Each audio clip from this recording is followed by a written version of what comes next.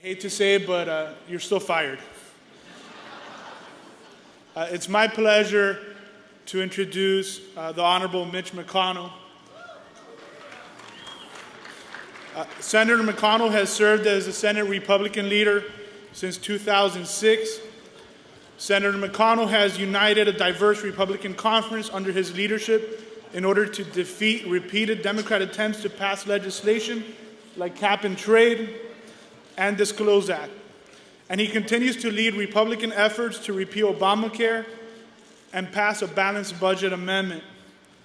I'm not sure if you're watching TV, but all sorts of celebrities are trying to move to Kentucky to take him out. I'm not sure if it's Lady Gaga or Lil Wayne.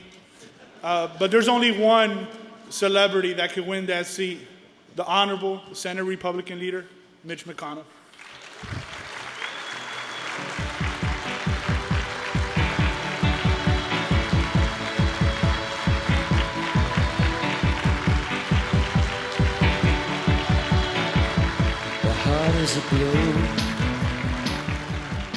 Well, good morning, everyone. It's good to be here. I want you to take a look at that stack of paper behind me. It's the most powerful argument yet against Obamacare.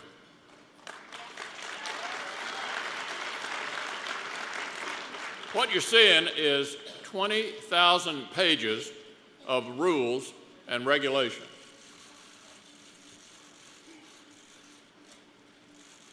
$20,000 pages.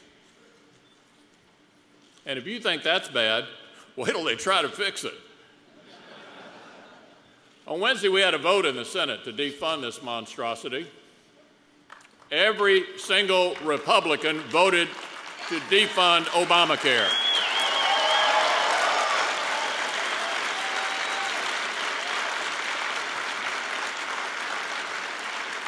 And of course, every Democrat voted the other way. And that's what these Democrats voted for.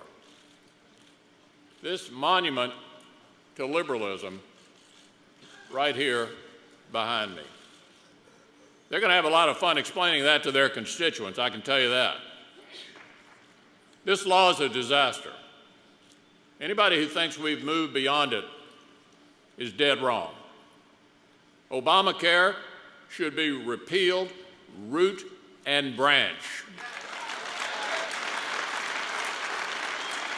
And I want you to know we're not backing down from this fight.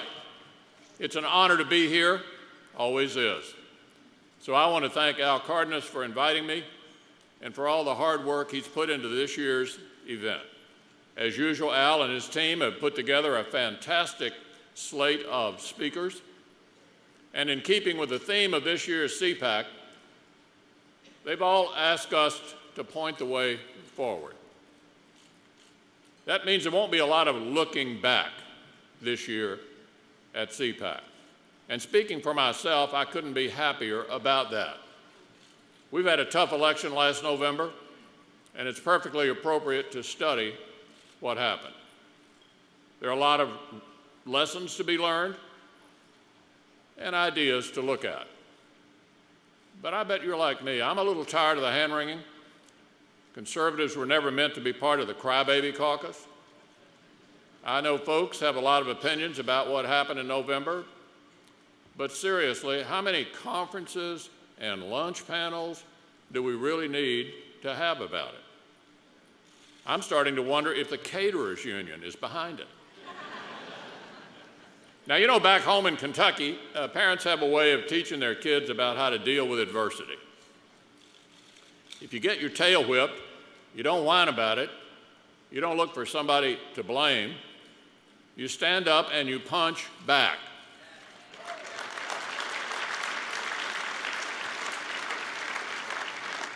If you have noticed, the folks who won last year's election didn't waste a whole lot of time on a victory lap. They got right back at it. These guys are well organized, they're well financed, they're ruthless, and if you don't put this election behind us soon, they're going to eat our lunch again. So let me just add my voice to the post-election chorus and say this: it is time to unite.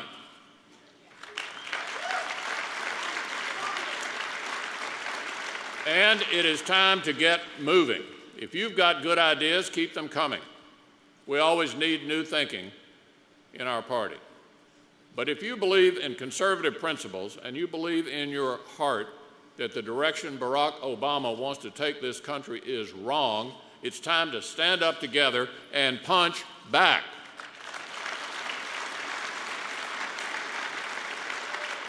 Now, the mainstream media loves nothing more than to sow division among conservatives. They love it when we take shots at each other. It gets more coverage than a DC snowstorm. But unity is strength. And if you need any proof of that, just ask yourself how we ended up with government-run health care. Party unity is the reason we came within one vote, just one, of stopping Obamacare on a cold Christmas Eve morning 3 years ago. But it's also the reason it passed, by just one vote, every Republican against it, every Democrat for it. One vote was the difference between this stack of regulations and the alternative. So we need every vote we can get, and we need every seat we can get. But let me tell you what that doesn't mean. It doesn't mean we need to dilute our principles. More than ever, we need the kind of constitutional conservatives we've got in the Senate who've been really bringing the fight to the left.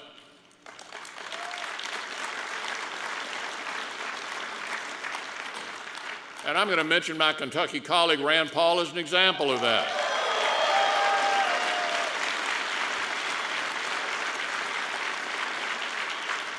He's a perfect example of what I'm talking about. He's a warrior, and we need more warriors. Which leads me to my next point. As conservatives, we should never be on defense about our principles or our priorities. Don't let anybody tell you that Democrats have the upper hand on the issues. I don't care what the polls say. I mean, don't tell me Republicans are the party of millionaires and billionaires when Obama's campaign arm is charging people $500,000 for a meeting over near the White House.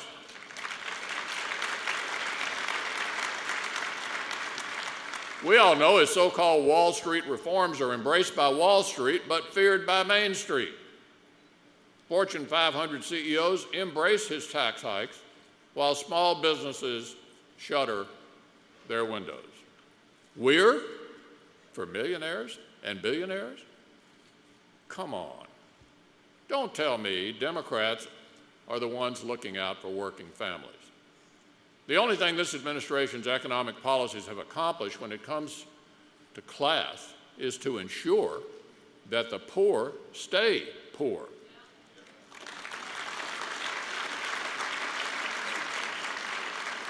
And that the middle class lose their ability to become rich.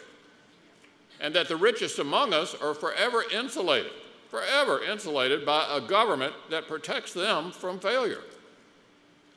Ladies and gentlemen, never before has there been so little risk that rich could become poor or that poor could become rich. Don't tell me Democrats are the party of compassion. If you ask me, the liberal idea of helping the poor looks a lot more like flypaper than a safety net.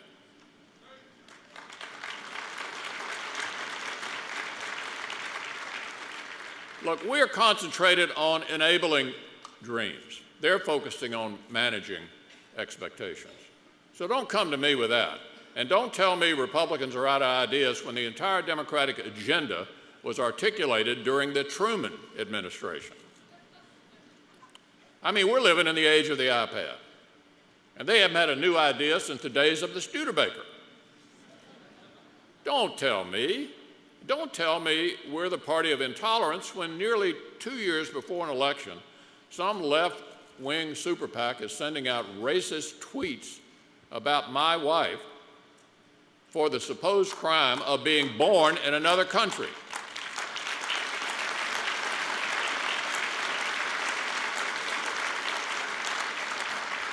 So I want to pause on that point.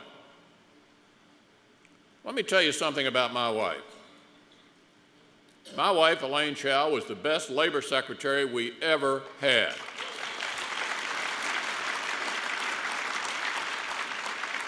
You may not know that she came here in the hull of a ship, a freighter.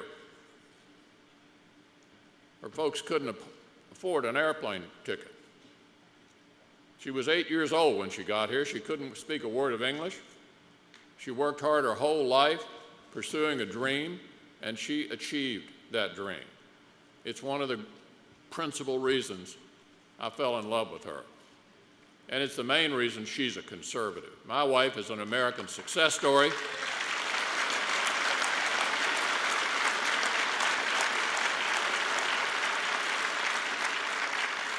And look, anybody who's got the nerve to question her patriotism doesn't know what tolerance is, do they?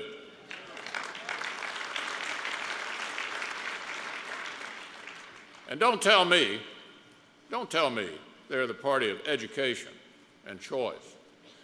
Today's Democrats will fight tooth and nail to protect bad teachers from being fired, and they'll fight even harder to make sure inner city parents don't have a choice to send their kids somewhere else.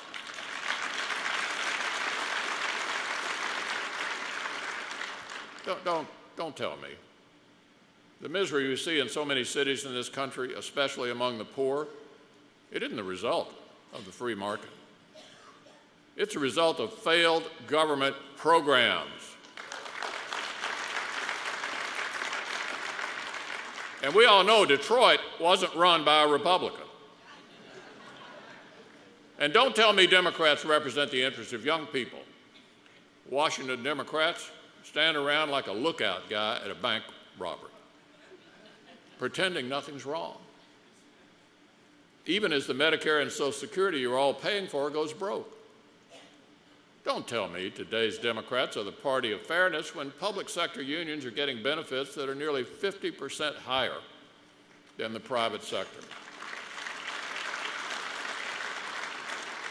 And these are the private sector workers who are paying the salary of the public sector workers.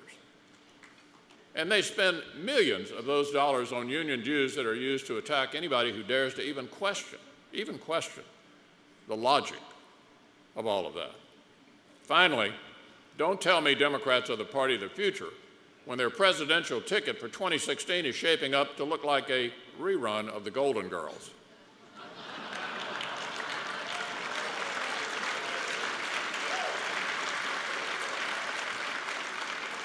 You know, we got Rand Paul, we got Marco Rubio, we got Paul Ryan, and a slew of smart, young, and energetic governors ready to take America into the future.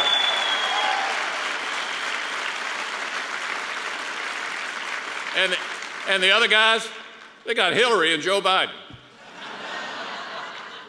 So don't tell me, folks, don't tell me.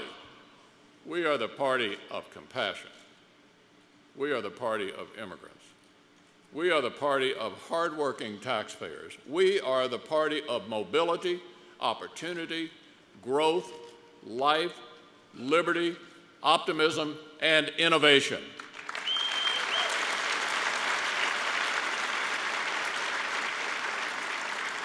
And look, it's time we started acting like it.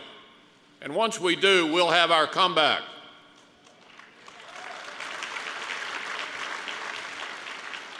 Now, I know that some on the right have argued in recent months that the Republican Party is stuck on austerity, that all we do is talk about cuts, that we don't talk enough about the middle class. Well, like them, I believe that those who stand to benefit most from the restraint of government are the poor and the middle class. But I also know that the only people who set policy are those who win elections. And we're not going to do it by dropping a policy paper in everybody's mailbox. There's plenty of openness to new ideas, I assure you, but momentum comes first.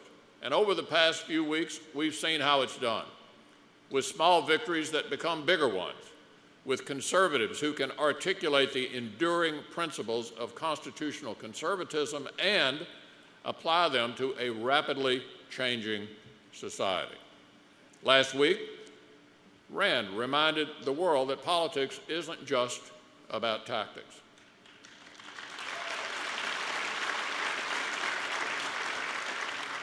Actually, it isn't just about ideas either. It's about standing up for your values and your principles. It's about courage. It's about courage. We don't revere the founders just because they devised a brilliant system of Republican self-government. We revere them because they put skin in the game.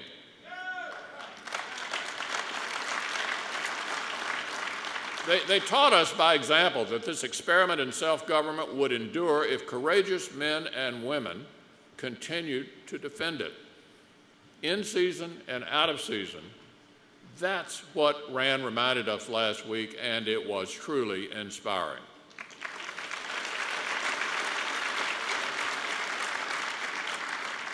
And that's what makes this moment such a golden opportunity to get conservative messages out there.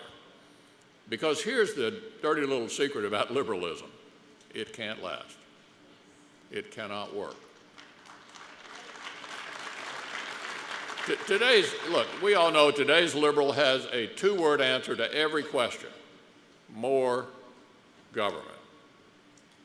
But government, my friends, isn't the solution. It's a rest stop on the way to a solution. And that's where conservatism comes in. For too long, Democrats have preferred the thrill of political victory to the hard work of updating the creaky institutions of the great society for the age of the iPad. But we can do it. We can update these institutions because we're not beholden to any special interest. Our political power base isn't the labor unions. It's the Constitution.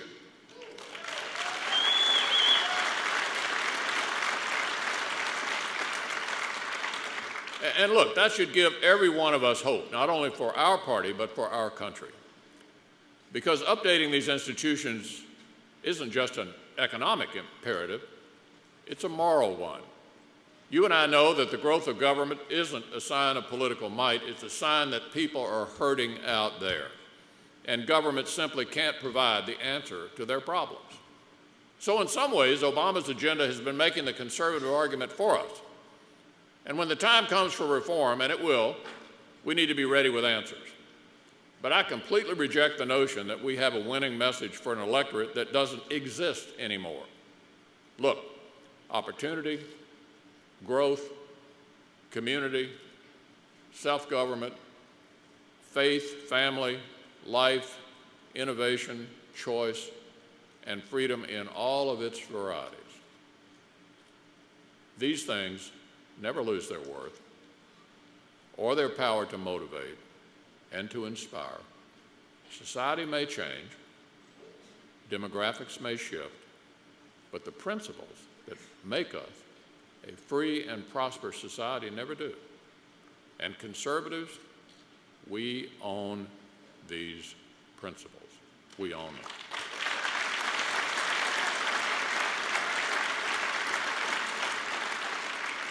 And look, if we're confident of that, we'll win every day of the week.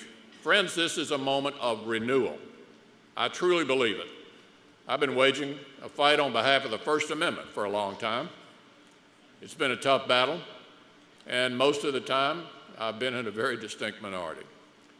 But I've always known it was the right cause, because the Constitution doesn't say you can abridge speech if it's during an election year, or if it's coming from a businessman whose politics you don't like. It says you can't abridge speech, period. Period. So I fought and I fought, a victory here, a setback there. I frankly, kept at it. And you know what? The courts started coming my way on a number of these cases, and slowly but surely the principle I've been defending all these years is being vindicated. We've taken the same approach to Obamacare. We gave it everything we had, and we just barely lost the legislative fight. The Supreme Court ruling last summer, frankly, was another blow. But we can't just stand by and look at that assault on liberty behind me and do nothing. We're not going to stand by and look at this assault on liberty and do nothing.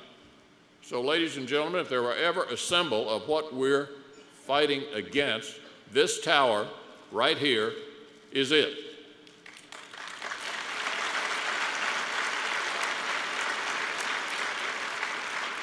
And grounded in the principles that unite us, we'll fight this and every other assault on liberty that the left throws at us until we restore the American ideal.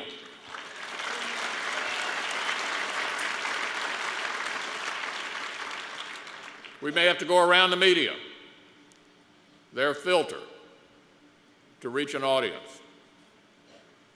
We'll probably be called obstructionists. Some will call us radicals. But if you're confident and you stay true to our principles and you lay a firm foundation that's needed, that's the way to renew American society.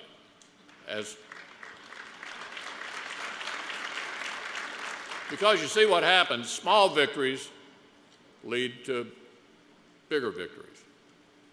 And then the renewal will come. And before you know it, we'll be back. It may not seem like it now, but we're actually winning. We have entered a new phase. So pick up the gauntlet, my friends, and run. Thank you very much.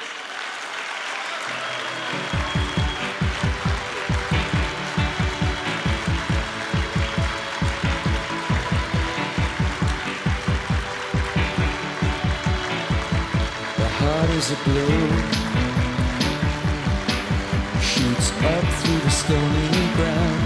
There's no room, no space to rent in this town. You're out of love.